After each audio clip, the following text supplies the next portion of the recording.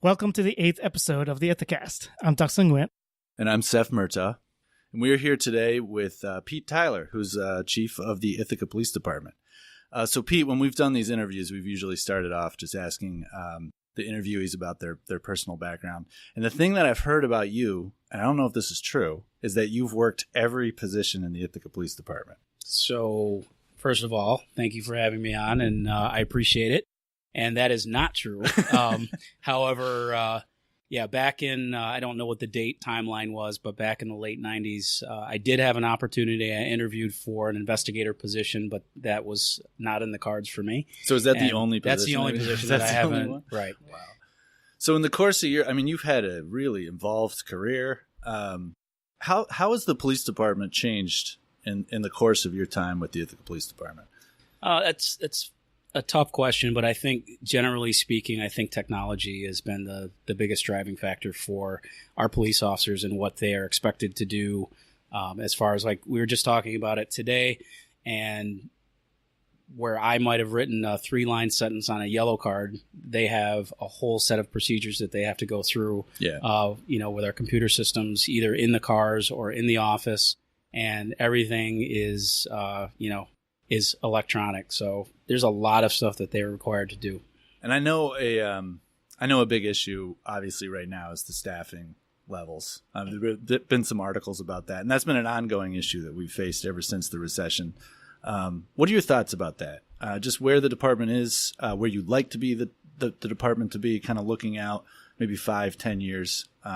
What would be an ideal staffing level for the department? Well, I think that you have to look at where the city has come from and where we are now. And then to answer your question about longevity, trying to project of what the needs are going to be for the city, 10, 20 years from now. I can tell you, since I've been here for a long time, that we are definitely on the verge of outdriving our headlights. We are a very, very busy police department. You look at city size, which is typically a barometer for how you would look at staffing, but it's what our city does and how active it is, how vibrant the downtown is. We have 2 schools here, which add significantly not only to the population, but to the call load that our officers face every day. And if you look at our staffing levels, they've actually decreased over the last 10 years. And, right. You have to ask yourself, first of all, why did that happen? Why haven't they returned to those staffing levels? And have we gone backwards or forwards in the call load? And I can tell you that we definitely haven't gone backwards. I think that our population has increased. I think that our special events have increased and our call load has increased.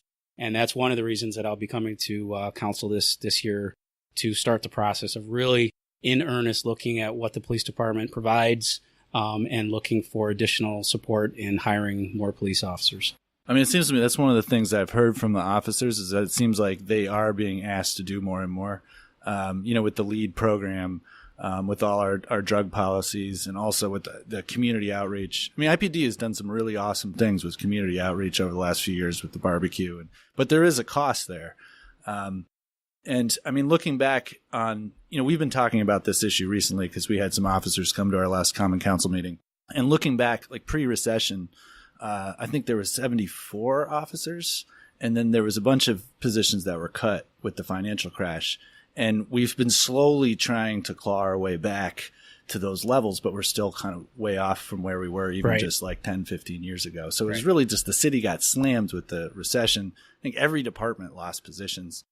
But it's been really critical in the police department, as you say, because we're continuing to add things for the officers to do throughout the city. Right. And that's a multi-layered subject. I mean, I think at the high point, we were actually at 78. We had 74 on the books, but we also had the 4 police officers that we acquired through the COPS grant, which gave us 4 more. After 3 years, that expires, and then the city picks up the costs. And I think through retirements, those numbers crept back down. So we can understand and our listeners can understand, what is the current staffing right now? Because I know that there's a certain number of positions that are funded, but not all of those positions are filled right now, right? So right now we are funded for 69 police officers. So subtract that from the 78 that we were at our highest point. 10, 15 years ago. Out of that, we have 68 of those positions that have been filled. However, I am going to be hiring a deputy chief here shortly, so that will be filled out. However, then you have to start looking at long-term vacancies. So we have an officer, for example, which is deployed overseas. We have 2 officers that are out on long-term disability, one for as long as 7 years. Those are all positions that are being paid for, but don't equate to actual numbers on the street. Right.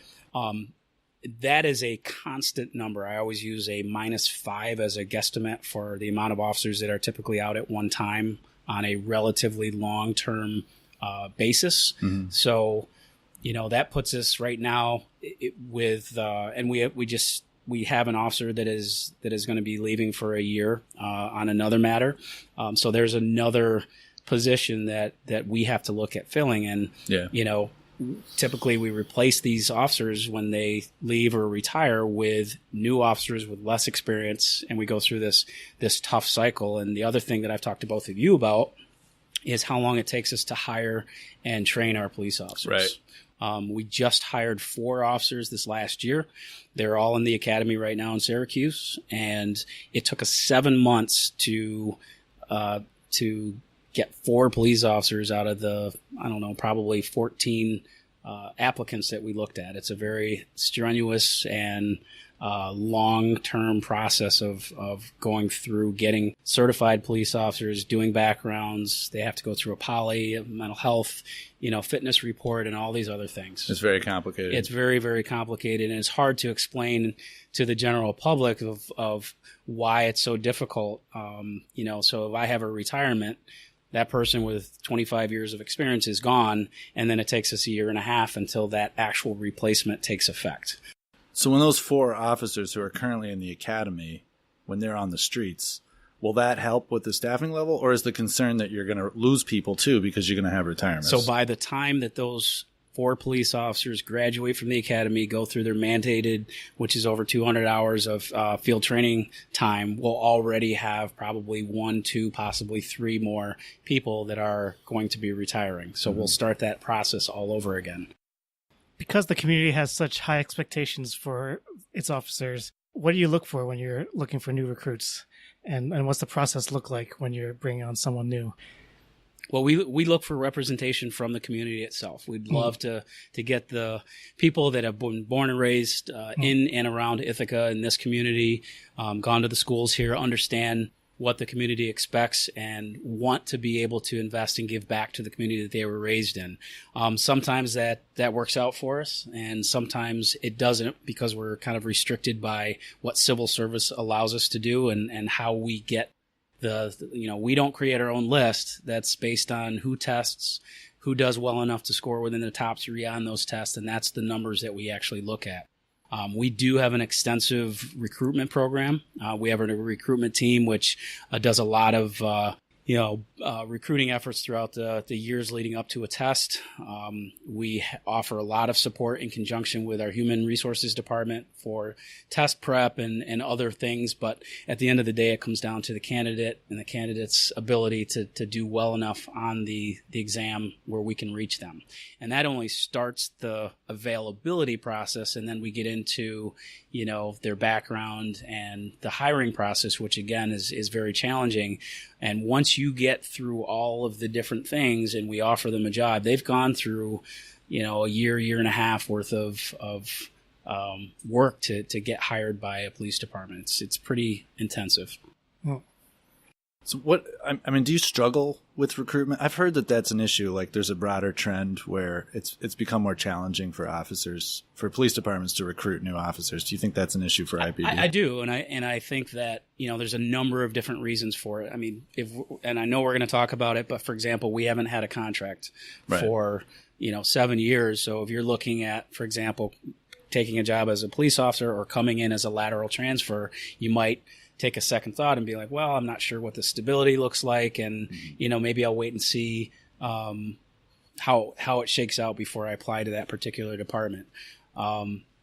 Recruitment and the challenges of getting people in today's environment where, unfortunately, a lot of times the police are seen as a inconvenient nuisance, or to some people, they actually dislike the police or fear the police for various reasons, it can be challenging, and we're asking young individuals to step up and take a very difficult job, an honorable profession, but sometimes under the cloud of that scrutiny, and some people just don't want to do that. It's I've been doing it for a long time, and sometimes I catch myself saying, man, would I want to take this position, given today's climate? And I admire each one of the men and women that do stand up and they take an oath to protect and serve our community, even under those conditions. And, oh, by the way, here in Ithaca, I think we do it really, really well.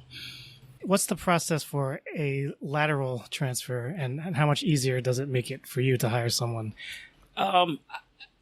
A lateral brings some sense of ease, but it also is, you have to ask why, the tough question, why does somebody want to come from another agency to work here, and will they be a good fit? Because it's not just that they're a police officer or deputy somewhere else. It's, are they going to be a good fit for our police department? I mean, we have a different way of doing things in a lot of different areas. We have a lot of community outreach. We have a lot of training areas where we expect our officers to perform at a high level. And I would never, say that that's not the case anywhere else. That's not my job to do. But sometimes it's just not a good fit for other people. So the process is, just like anywhere else, they put in an application. They still do have a probationary period, which is rather unique for our city. We felt the need to do that so that they literally will have to give up their job and take a risk here, knowing that their job potentially isn't secure. That's a little bit different here. And that also makes it more challenging for us to attract lateral candidates as well. Sure. That's a pretty high risk for them. What kinds of skills and qualifications are you looking for in a new recruit? Because it seems to me that as policing evolves, it's becoming more of a profession. Like, you might want to look for people who even have master's degrees in criminal justice, that kind of thing. Is that something that you take into consideration when you're looking at a new hire? Or I honestly think, character is the main thing that we look for, is somebody that is, they have to start at the beginning, which is a PT test. They have to be reasonably fit. We want people that are confident and capable, that they can protect themselves and protect others. So they have to be able to do a minimum of various things. They have to be intelligent. They have to be able to multitask. And it sounds simple enough, but under crisis, when everybody is running away, we have to count on these men and women to maintain calm, be a leader in that situation, and be able to take control in some situations, or at least offer guidance to people who are experiencing probably the worst day of their life. Right. That takes a unique individual, some of which we can train them to do, and some of it is kind of an inherent trait, which is they bring to the table, and we flush that out through the background and the training and all those different things that they have to go through to become a police officer. So what does an average shift look like for an IPD officer? I mean that might be a little bit hard to describe, but just paint a picture of what are the most common things that they are responding to when they're out on patrol. Right. So an officer shift starts out with a briefing where they get all the information that is relevant to them starting their day, whether it's a suspect vehicle that we're looking for, a wanted person, things to watch out for that are going to be dangerous for them during the shift. And they go out on patrol, and there's a lot of proactive things that we ask them to do, whether it's stopping people for speeding, looking for criminal activity, being a physical presence in a variety of different areas that's broken up by their beat boundaries.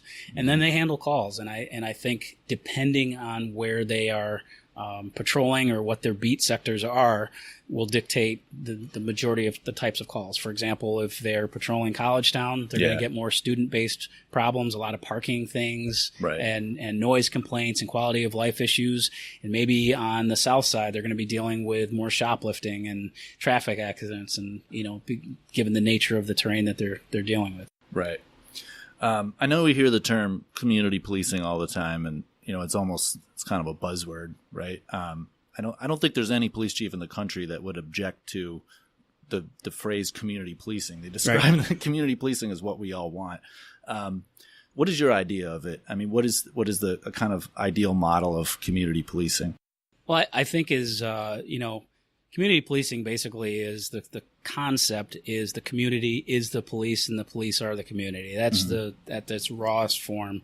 And that link of how well we can work together and to solve community problems. And with that, I think without the keyword, which is trust, that becomes very challenging. So, because of the authority that police officers have, because of the job that they have, there are a lot of different things which make that very susceptible, that word trust. That's one of the things when we talk about a culture that our police officers understand right from day one. They understand that, again, not speaking for any other agency, but that they're expected to understand and do well. So they're expected to be out of the cars. They're expected to be able to talk to people. I mean, it sounds simple enough. Know when to take the sunglasses off. Know when to kneel down in front of a child and give them a high five. Those are just the everyday behavioral things that our officers are really good at. And then from a police department standpoint, what type of investment are we making to learn from mistakes from other agencies on a national level, what mistakes we make on a local level, and how can we fix them? I mean, certainly we're not perfect. And how can we help the community better understand what we do? So one of the things that we do that is we have to be able to let the community see us in a different format. Like outside of this uniform, which can be very intimidating to some people, we'd like them to see this as a beacon of hope or somebody that they can go to and trust. Again, not everybody sees it like that. So we have to create environments for them through meetings. I meet with a community group every month. That group was instrumental in setting up, for example, the community barbecue, where we had IPD officers in the community sharing, breaking bread over food, having conversation. And, if you attended, you saw the kids running around, being very comfortable in and around police officers. You saw the adults having conversations. We were able to answer a lot of questions that people may have about local policy or local trends or national conversation pieces. And it was all very light. And those are the type of events that are important to bring that trust level back to a basic premise. We're also doing, at the end of this month, we're doing an open house where we're going to open our doors on Sunday the 30th from 12 to 3. To give everybody an understanding of the equipment that we use, why we use it, a look at our aging building, hint, hint, looking at letting kids crawl through our police cars, our mobile command vehicle, our K9 unit, our bike unit, and just opening our doors for public to kind of see what we do. You also do an annual Citizens Police Academy. We do. Talk a little bit about what happens in that. Right. So this year we actually, unfortunately, because of a lot of staffing issues and our schedule, we had to kind of pull it back a little bit. And we took the Syracuse model this year, and I think it was a 3-day as opposed to broken down over several weeks. And it was very efficient. And basically, we're giving them a condensed police academy where they understand and they look at all the different areas that we do, policy and procedure, the history of law enforcement, the history of IPD, and then we get into specialty areas of patrol, investigations, SWAT, negotiations, bike patrol, traffic, and each one of those specialty areas, a representative comes and talks about what they do, why they do it. They get typically a PowerPoint or a tour of the various facilities which support that or the equipment that they use. And the hope is that once they complete the Citizens Police Academy, they'll have a very good understanding in general of what IPD is all about. There was an incident in 2009 when Sean Greenwood died that had a huge impact on race relations in the community and created a lot of divisions. There was also an incident a couple years ago on Cleveland Avenue with the 2 black teens who had a white officer pull a gun. And, I think the local community looks at these things in the context of Ferguson and everything that's happened since then. And I hear what you're saying, that you're doing a lot to improve relations in the community. How have you dealt with the issue of race relations locally with the department? It's the same premise is understanding and meeting with various groups, our officers having those relationships on the street with people, whether it's me meeting with Clock at a 2-hour meeting to discuss police issues, me meeting with the community group to discuss issues that they bring. Just so our listeners know, CLOC stands for Community Leaders of Color. Right. And me meeting with my monthly community group, they will bring to me concerns that are filtered through them. And we can talk about them. It might be a police action. It might be something that somebody's seen on TV that they're concerned about. And it gives me an opportunity to explain, at least from the perspective of the police department, and listening to their concerns, because it goes both ways. It's not just me telling them why we did something and expecting them to digest it. I have to also, as a chief, listen to what they are saying, why they are saying it, and try to get a better understanding of why they're feeling the way they are, and then bringing everything together and trying to come up with solutions, which is the final part of that. So with race relations, in the last few years, to be honest with you, I think generally speaking on the local level, I think we do very, very well. And I think people are comfortable with our police department, and they should be because of the work that they're doing. We are ready, willing, and able to accept when we fall short. If we make a mistake, I think as a leader, it's my job to recognize that, yes, we in fact made a mistake and we need to own it, shoulder the blame. And while we're doing that, what can we do to make sure that it doesn't happen again? And if your community knows that your police department is capable of doing that, capable of always trying to get better, then I think, again, then you're heading towards that trust thing. And I think with race relations, even with the national context mixed in there, I think it's something that we perform at a very good level. So a couple of years ago, the Ithaca Youth Council did this really interesting survey where they surveyed the youth in the high school. And the results of that I thought were fascinating because it did show that overall there was a pretty high opinion of the police department among the youth that they surveyed. But what the survey also showed was that there's a lot more work that needs to be done to build trust among students of color and in particular black students. So I wanted to ask you, what are you doing to engage youth? Because I'm sure that has to be a big part of a police officer's job, right? Working with the school district. I know there have been debates over the years about whether the high school should have a resource officer. But what are some of the things that you're doing to engage youth in the school district? So I think, first of all, in the school district and separately, I think our officers do that regularly anyway. We are no different than any other police department. You'll see a police officer that is stopped by a basketball court playing basketball with our youth. I mean, it's something, again, as a culture that our department does every single day. We have, and I think this is probably one of my more frustrating pieces, is we are ready, willing, and able to connect inside the school. I have a very good working relationship with Dr. Brown, Dr. Trumbull, and they call us frequently for issues that they have. And the issues of a school resource officer, I'm all for it. I would support it. I think it's a good thing. And again, I think it just comes down to some faculty and some parents, they just are not ready for that for whatever reason in this community. And all we can do is continue to work in general with our community to hopefully get to a point where they can see the benefit of it. It's not an occupying force in the hallways. It's somebody that the kids can go to, that they can share things that they wouldn't normally share, whether it be a troubled student that may be bringing in a gun to school that may be potentially an active killer, or it may be something that they build up enough trust with a police officer to say, hey, I'm feeling like I'm being bullied or whatever the issue may be. Right. And, you look at all of us underneath the uniform. We're humans just like everybody else. And we have some officers that would be perfect fit for working in the school, and I think would make a big difference. So I would continue and will continue to work towards that goal. So you start to allude to this. There are members of the community who feel like the police is over-militarized, and certainly with us on council, every time we accept a grant for night vision goggles or other equipment, it's perceived as being as the militarization of the police from our federal government. And then you combine that too with the fact that we have a SWAT team, and people don't understand why a small community like ours has one.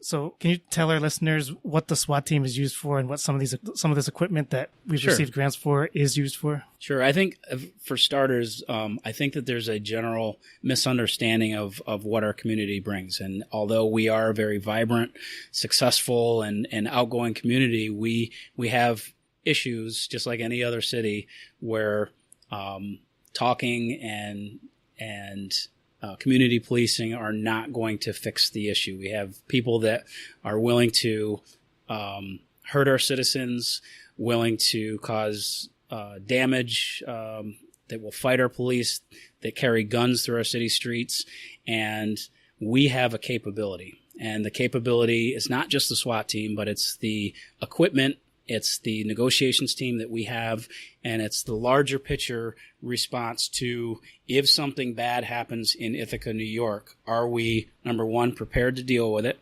Number two, are we capable of dealing with it?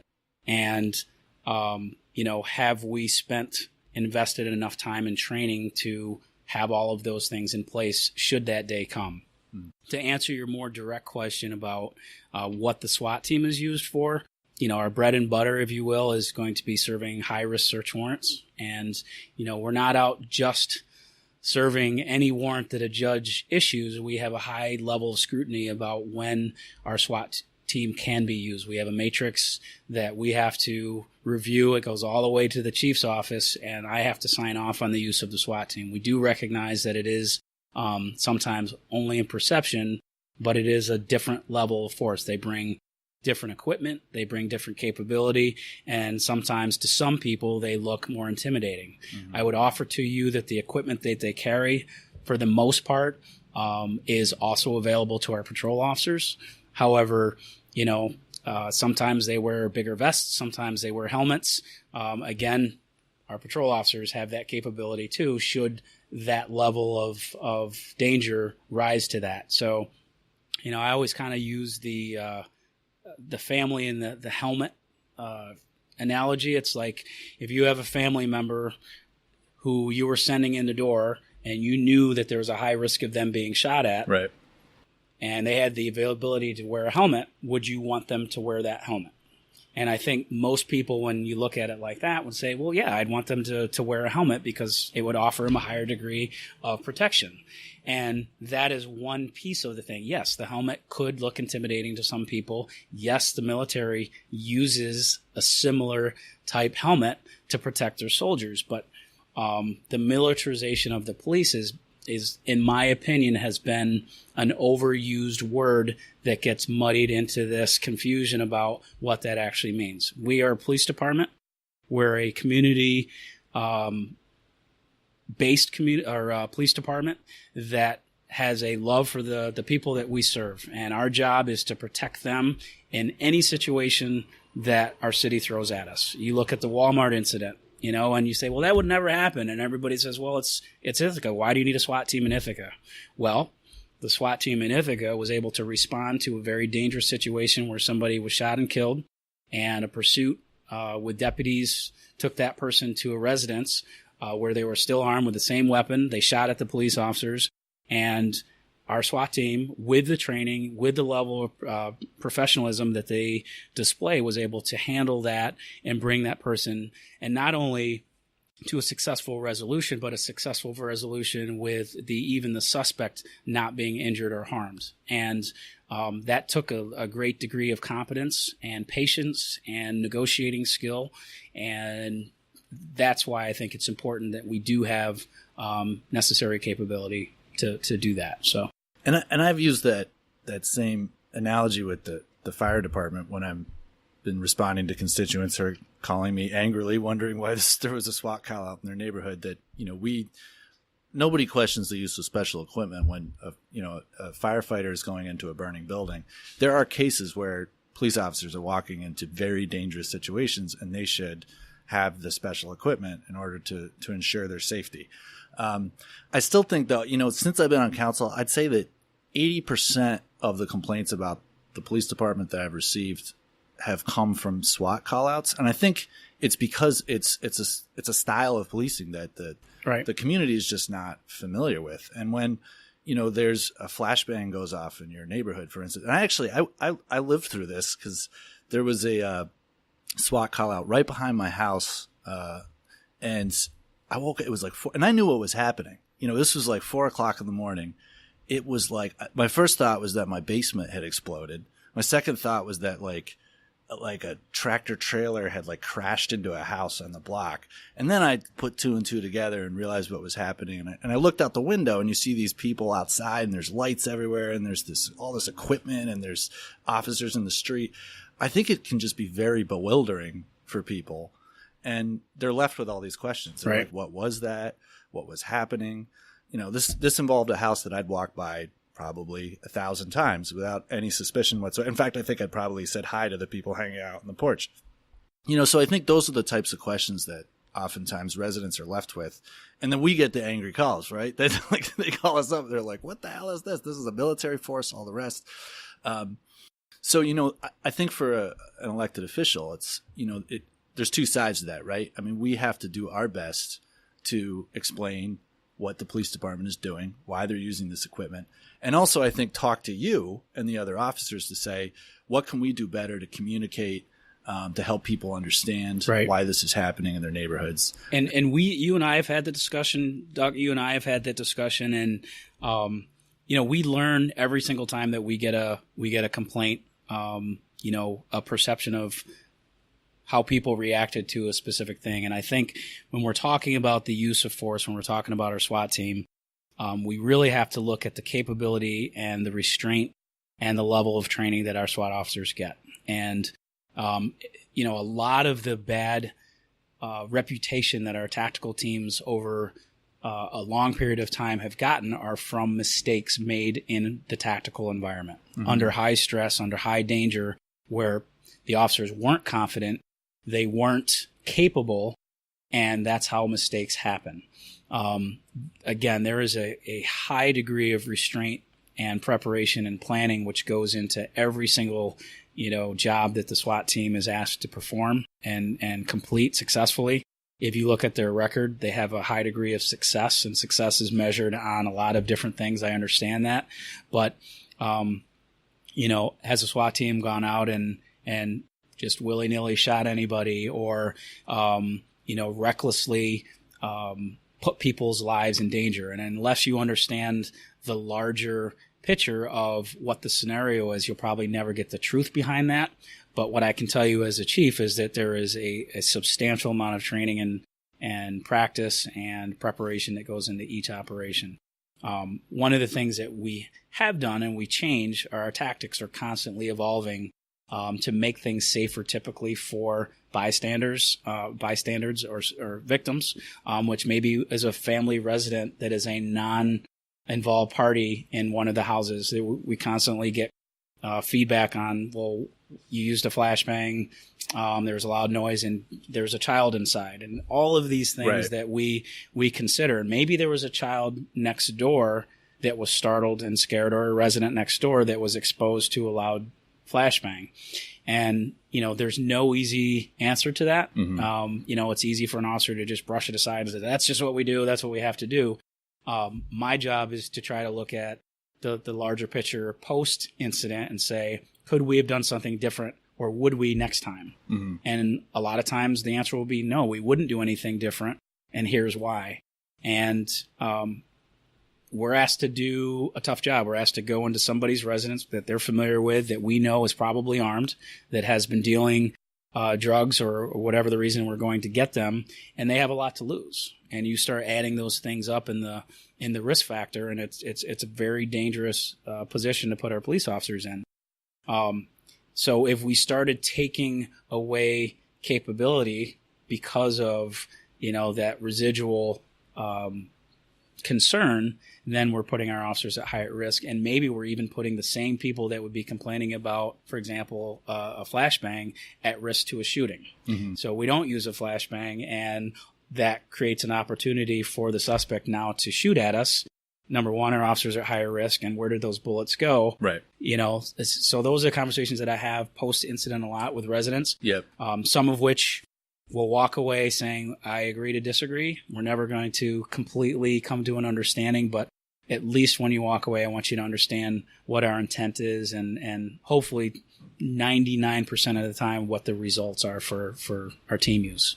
Yeah, for my part, every time I've asked about a certain piece of equipment, like a robot or what a throw phone is used for, which is like negotiation, you or someone on staff has given very thoughtful responses. And in my judgment, it's been justified. And I think we all make that determination and ask hard questions because we're not looking for a militarized police force either.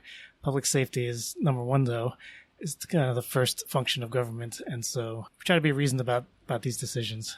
And I think that, it is that thin line of, if you don't have strict policies, you don't have strict procedures, and you just wing it, with the same equipment or the same tactics, without the practice, without the training.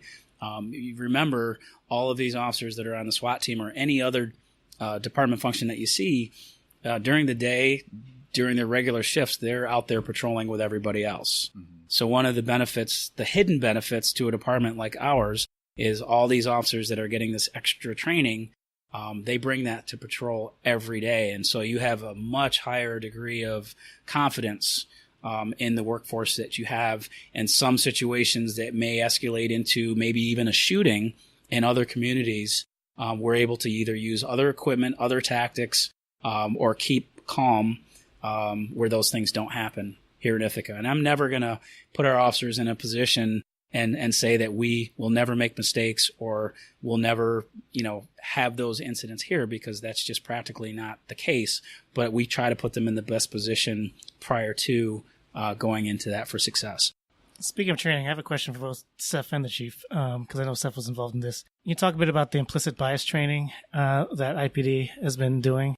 Yeah, I mean, we spent a long time working with some community members, and the PBA was involved at that time. John Jolie, who was the president of the PBA, working to develop an implicit bias training for the department. Worked with an organization called Fair and Impartial Policing. Yeah, and I know that there was funding. I believe there was funding put in the budget for that. So yeah, I mean, where does that stand currently? So one of the things that I wanted to do, and we were working with a community group when we first started those conversations, was we started looking at some of the costs that would be if we were to bring in trainers from across the country, and we quickly realized that trying to coordinate a community effort where we had community instructors and then law enforcement instructors trying to schedule and do all of that, and after long consideration, we figured the best thing to do was send some train-the-trainers out and bring them back to IPD. And one of the commitments that I had last year for one of the goals for IPD for 2017 was to get every single officer through an 8-hour block of implicit bias training, just so that they understand, and whether you agree or disagree with the concept, it creates conversation. Yeah. And, you have some employees that are just like, this isn't really for me, but I'll listen. And at the end of the training, they're like, I didn't really think about that. And that's a win for everybody.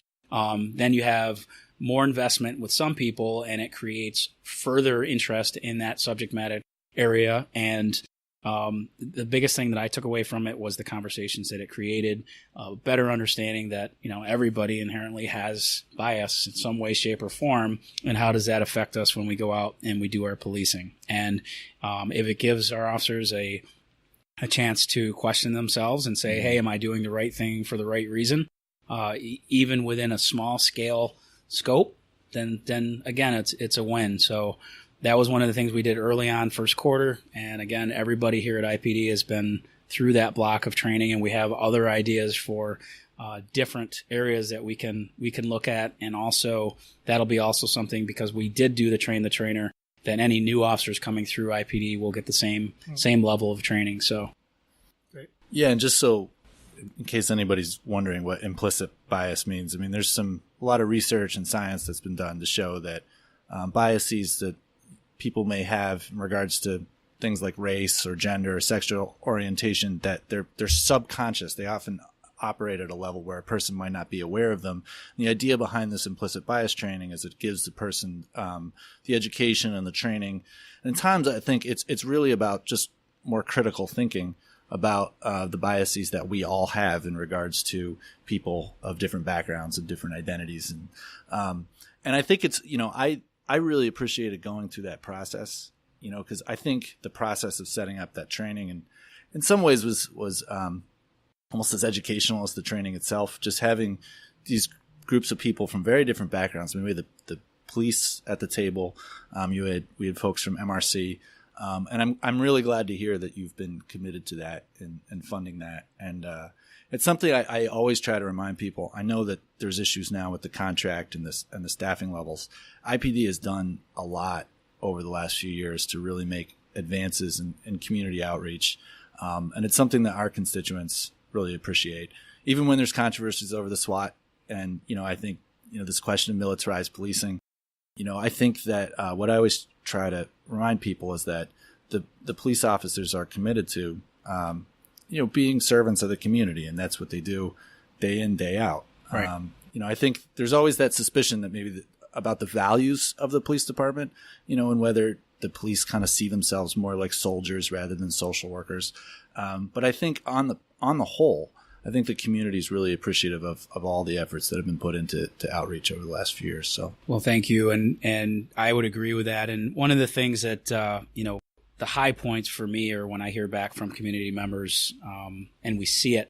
And I've always wanted our community to look at the police department, specifically IPD, and not policing, but the Ithaca Police Department is our police department, not a police department, but it's our, and take pride in being able to say that. So if there is something that happens, which is creating this national scrutiny, questioning about, whether it's a deadly use of physical force or some crisis like Ferguson or something like that, people can quickly identify that is different from at least the philosophy that our police department holds, the level of service that we provide, and the attitude and general sense of delivery of community and professional service that is out every single day and every shift. And I would encourage, people that have not had an opportunity, if scheduling affords it, to do a ride along, to come to our open house, to come to a Citizens Police Academy and take advantage of the opportunities that are there to better learn not only about what we do, but in general what police are asked to do and under very challenging circumstances. So I did a ride along a few years ago, and it was very educational. The officer dealt with a few situations that were difficult. And, there was an incident of road rage, and there was a domestic, and dealt with it professionally and very calmly. I remember he said something kind of interesting to me that I've actually heard from other officers, where I asked him if he liked being a police officer in Ithaca. And he was kind of quiet. I got the sense he was thinking very carefully about what he was going to say. And he was like, I love Ithaca. It's a great place. The restaurants, the gorges, everything. But he said he at times felt like it was maybe more difficult to be a police officer in Ithaca than it is in other communities, just because what he said was that Ithacans can be very outspoken. Are not afraid to challenge authority. And that might be different than policing in, say, like a retirement community somewhere where you have a bunch of World War II veterans and they have a different attitude towards authority. Do you think that there's anything to that policing in a college town where you have a lot of people who have higher degrees and, are critical thinkers, does it make it more challenging to police in that community than it's...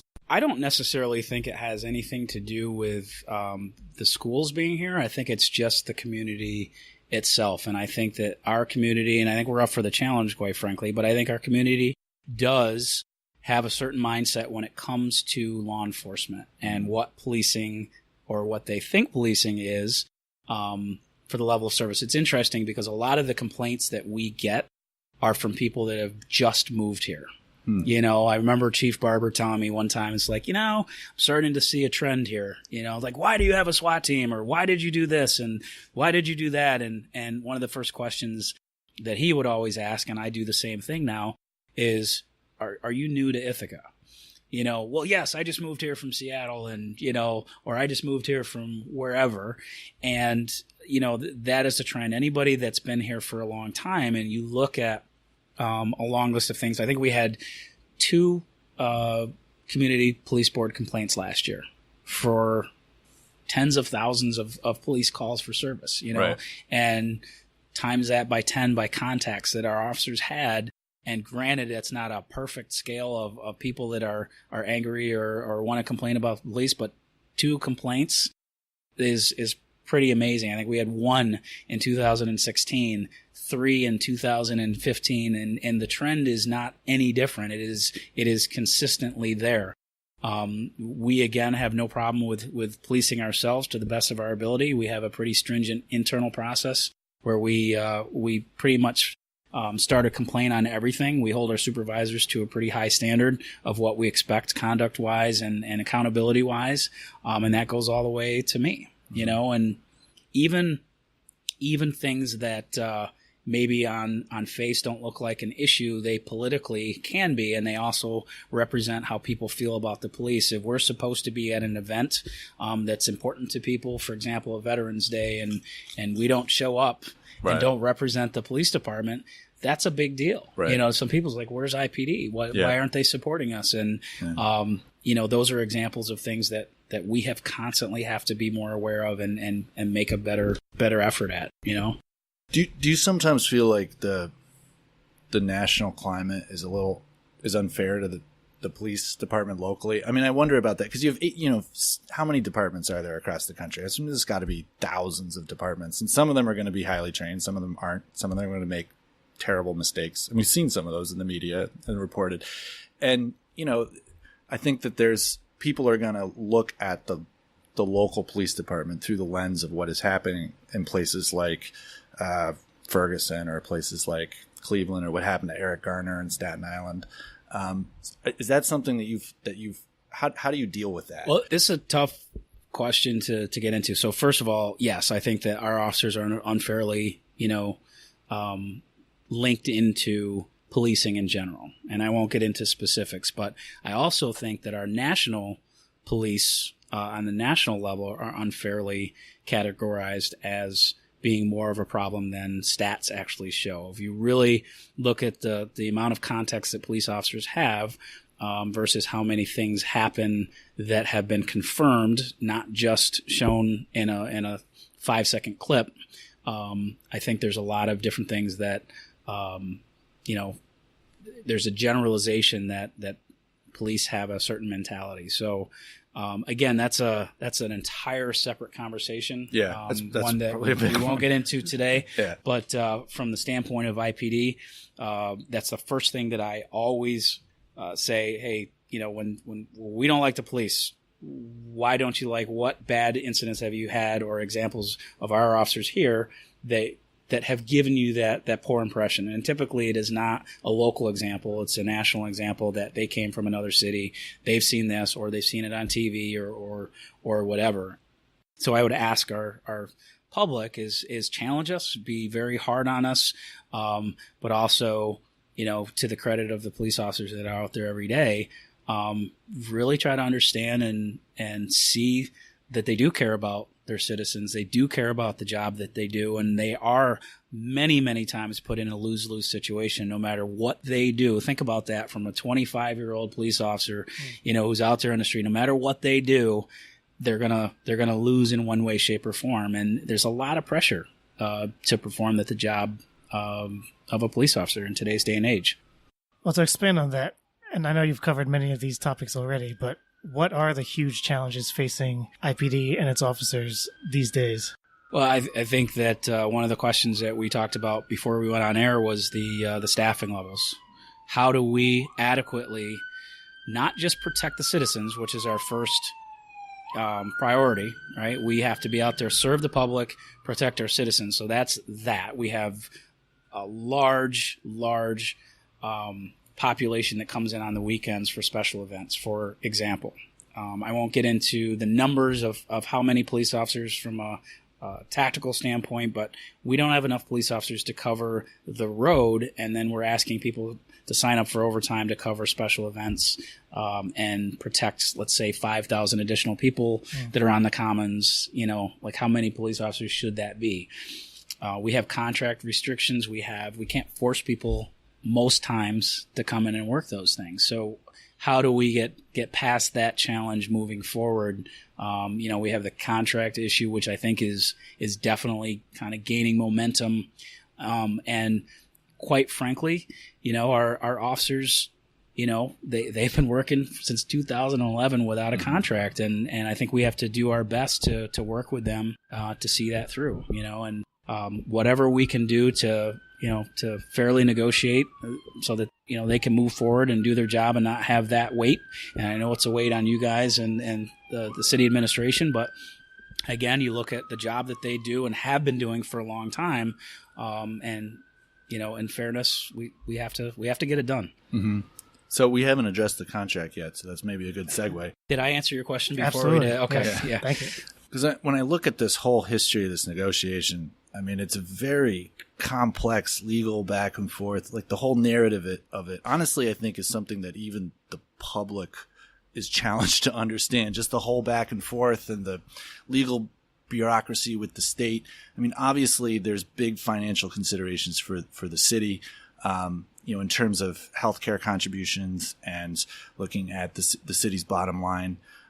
For the police department, I mean, just in your opinion, I mean, how is the lack of a contract affecting the department on a day-to-day level? Well, I think from a morale standpoint, if you look at it like whether it's actuality or perception, is how is our police department treated? How is it treated by the public? Mm-hmm. How is it treated by its elected officials?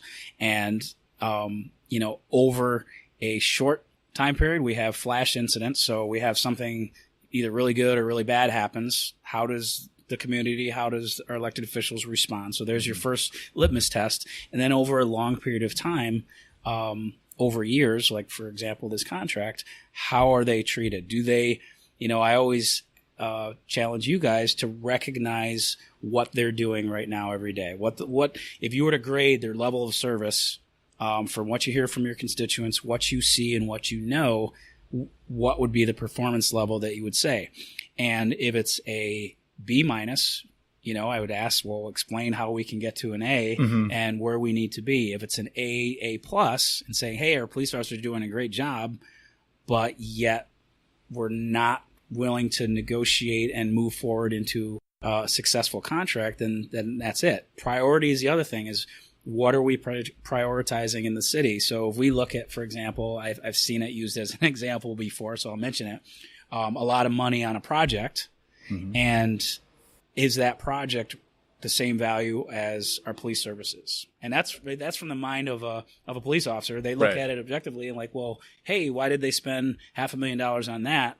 Yeah. And we can't have a contract? And I can't answer that as the chief. I'm not the person making those financial decisions. I can look at it and recommend and urge counsel strongly, or I can go back to the PBA and say, hey, have you thought about this? They have challenges too. They have financial challenges that they have to balance. Mm-hmm. But at some point, morale is going to be affected. And I think we are definitely at that point now. And you said also, you alluded to this before, but the issue with recruiting is also affected. Right. And I imagine that would be if a officer who's a new recruit hears about that. Ithaca hasn't had a contract for 7 years. So there's the recruiting rub on that, and then there's the staffing. So you throw in morale with the contract, what we feel is not adequate staffing, mm-hmm. Because staffing is not just call load for protecting and serving the regular calls. It's also staffing to perform those extra things that we want from our police department. I told the mayor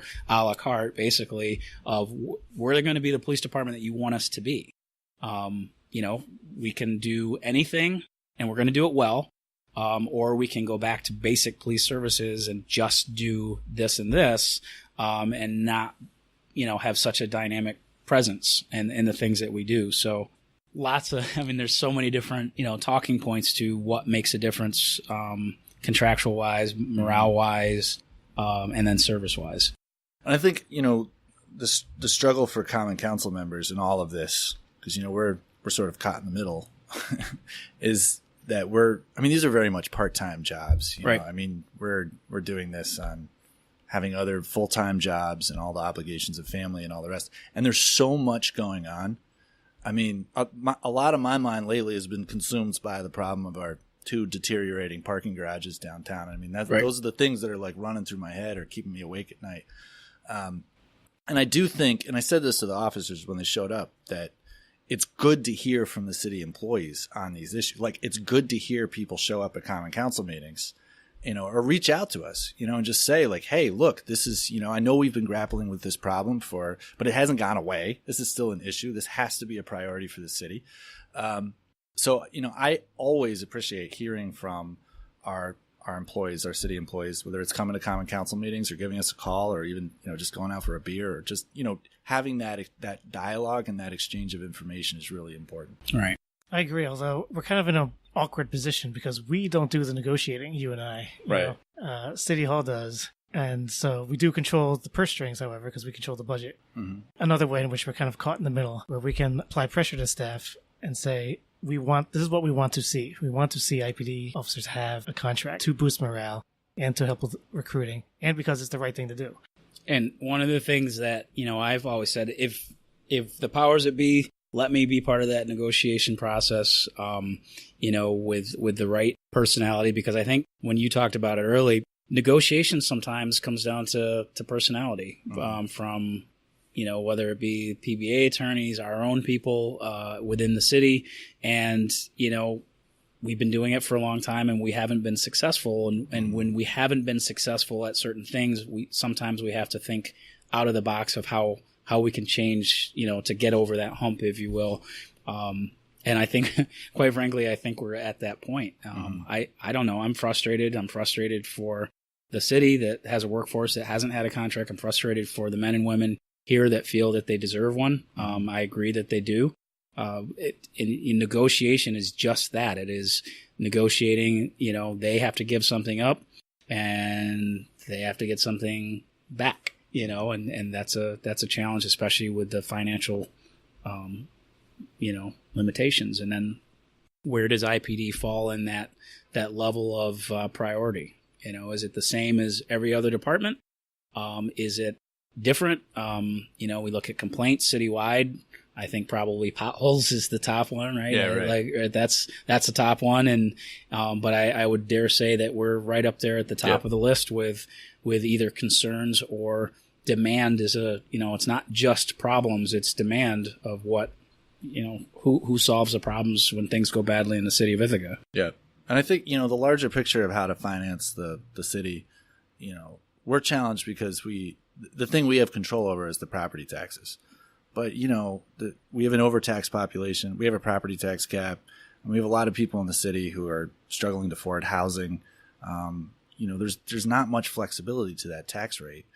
On the other hand, we also have Cornell. They give a little bit of over $1 million a year. We all would like to see that number increased. There's also our state aid. I mean, we haven't had an increase in state aid for over 10 years. Right. So I think that when I say we, I mean the mayor and the common council, we need to do a better job of collectively advocating for the city's financial interests with the powers outside the city, so that we can get more money into the city. Because even a small bump in that state aid, like a few $100,000, could make a big difference for hiring more officers. And right. So, and I think and I'll go back to the immediate point, and this is the part where I get to challenge you guys is just really, and to your point, you guys are doing a gazillion other things. You're doing it part-time, and you're not just hearing from the police department, but is understanding what our workforce has been doing for a long time. And I would like to say that there's a lot of things that aren't necessarily measurable. You're not going to get stats. We're not going to be able to provide that type of information. I've been working with the chief of staff to try to come up with creative ideas where we can try to explain to you in a better fashion of why we need more staffing. And, you really look at a lot of it and there are just things that happen every day that are not measurable things, but it is a level of service. And I looked, have we been in the national news in the last year? No. How many complaints are we getting? No. What is your biggest complaint about the police? Well, the last time the SWAT team was used, they used, a noise flash device in it, and it was alarming. Where are the other problems? Are we getting corruption issues? Are we getting, inappropriate uses of force? Are we, a lot of the other complaints that we see in a lot of other communities that are raising these national conversations, is that happening here? And if they're not, how do we rate our success? And, so recognizing that as council, recognizing that as a city, and saying, you know what, we have a really, really good police department, and, that should mean something, and understanding what it means to be a police officer and the amount of cumulative stress that creates, the work. Like, there's no other department in the city of Ithaca that takes their work home. IPD takes their work home, in a general sense, just being a police officer, and general sense being a police officer in a small community. There's very few departments that are working odd hours that create that extra stress and doing really crazy stuff at odd hours where they're asked to think and perform at a high level constantly. So, I throw all that stuff out there, and that's all stuff that we should be taking into consideration when we're thinking about our police officers and what their worth is. And, it's not just, calls for service and stuff. There's so many other variables. So, you talked about priorities and what does the city priority as a community. And I had mentioned earlier that public safety is kind of the basic function of government. And we do devote 41% of the budget to public safety, is the biggest chunk. And a little over half of that does go to IPD. And in some ways, I feel like you're cursed by your success in that we do get more complaints about sidewalks and potholes than we do about the police. At least I do. And so in that regard, if we were to count constituent complaints, it would indicate to us, well, we need to spend more money on roads. At the same time, people are concerned about their safety, the safety of their children and their families, and we don't want a degradation in service. That's a really good point. I mean, the question of how you set priorities is so challenging. Right. And a lot of times it is complaint driven. Right. It goes back to that recognition thing of saying, okay, to your point, and what I was saying earlier is we have to recognize that the level of service we're getting is where we want it to be. How do we sustain that? And at the level of service, is that above average service that we're getting, or is it minimal baseline service? And I, as a chief of police for the city of Ithaca, I will tell you that in my humble opinion, I think we are operating well above basic police service. We are operating at a high level of service, but we're doing it. I think both of you heard me say the majority of the police officers here, I had each of them send me an email with their additional duties, and not just ancillary stuff, but really duties. So somebody is our IT sergeant. They're also in charge of the negotiation team, the evidence tech team, and part of the lead team, and it goes on and on and on. And, all these things are extra on top of that 8-hour expectation, or sometimes we kind of mix them in and ask them to multitask during that day. But it's a lot of stuff. And to maintain what we're doing, where do we measure that? And are we recognizing this is even happening, or are we just taking for granted that, hey, they're going to show up, they're going to do a good job, and that's good, and we need to fund, to fill as many potholes as we can, to your point. So yeah, it's a challenge. How does IPD interact with other law enforcement agencies at the county, the state, etc., in terms of calling them for help, or that they call you for help? Like, for example, the Danby standoff, is that something that IPD was involved in? One of the things, I guess, when I walk away from this job that I'll be most proud of is the developed relationships that IPD specifically has with not only local law enforcement, but state law enforcement and federal law enforcement here. I'll start with the local law enforcement. We have a wonderful working relationship, always have, with the Sheriff's Department. We do consolidate different things, whether it be the negotiations team, the SWAT team. We have different things that we share when it comes to that for your Hornbrook Road thing. Myself and the deputy chief and the leadership team here are more than willing to go out to any call, whether it's in the city or in the county, and listen to, if it's in the county and they're the lead and their command, I will make myself available to offer suggestions, be a resource. They do the same thing. From the state police, we have a wonderful working relationship, more so on the leadership time, because they have a lot of troopers that rotate in and out of, and it's tough to, just when you think you get to know a trooper, they're heading out again to another assignment. But from the leadership team, we work well. We get together and have leadership discussions at a county level on a regular basis. One of the things that is a measurable with that is we have a reality-based training program that we run here countywide that was basically started by our instructor staff here at IPD and incorporated instructors from the Sheriff's Department, and it just kept growing.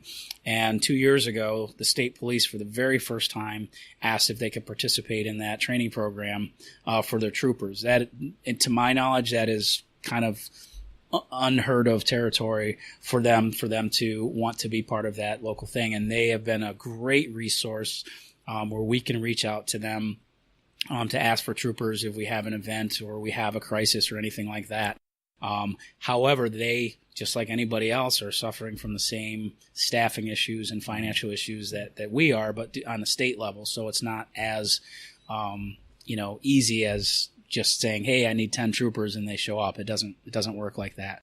And then lastly, something fairly new, and I think it comes from a direction specifically from the relationships that we've garnered here at the local level, but also at the director level, is our relationship with the federal law enforcement, specifically the FBI, here at our local office. And our local agents, just last week, we had one of our investigators and a Cornell lieutenant were recognized for a local case that we had with a person that was collecting and weapons and bomb-making material and things. And our investigators, after we got a tip from an alert citizen, were able to respond, start a case, and over a period of time worked out very well. Last week in Albany, we went to the FBI headquarters there, met with the actual director who recognized them individually, and that was an amazing moment. And he talked about, those relationships. So that's something that, again, when I leave law enforcement, I'll probably be one of my more proud moments or proud accomplishments is the relationships that we have established and have maintained over these years. One that's come up recently is just the relationship with the county and specifically over consolidation of services and looking at, I know the county's looking at a study that would examine the feasibility of locating the Sheriff's Department and Police Department downtown. We've had a lot of conversations about this building that we're sitting in right now, the police station, which has got a lot of issues. I think the HVAC unit dates from like World War II era. So there's a lot of issues with the maintenance. And, looking at a new police station, potentially building one downtown. I mean, what are some of your thoughts on that? Potentially partnering with the county to look at. I'm open to anything that gets our officers into a modern building that, is not bleeding finances and offers at least the basic things like air conditioning and heat and an elevator that is handicap accessible where we can get people from floor to floor. I think it's pretty not sad. I mean, we're stuck in the situation that we are, but we need to move forward and modernize. So at a basic level, I would like to see us in a new building. If we can somehow work with the county and share costs and collectively save both the county and city a ton of money, and it makes sense, I'd be more than happy to partake in that. At least, and actually, we had a meeting today where we're talking about just that, and we're looking at the feasibility part of it to see where we could go. Yeah. And this is something we're looking at with a lot of our city facilities. The challenge is that it's just so expensive. I mean, to build a whole new building, whether it's a new police station, a new fire station, or new city hall, we've also been talking about that. And we're talking about costs that are astronomical. So The difficulty is, like, how do you do it? Do you partner with other governments? Do you try to get funding from the state, from the federal governments?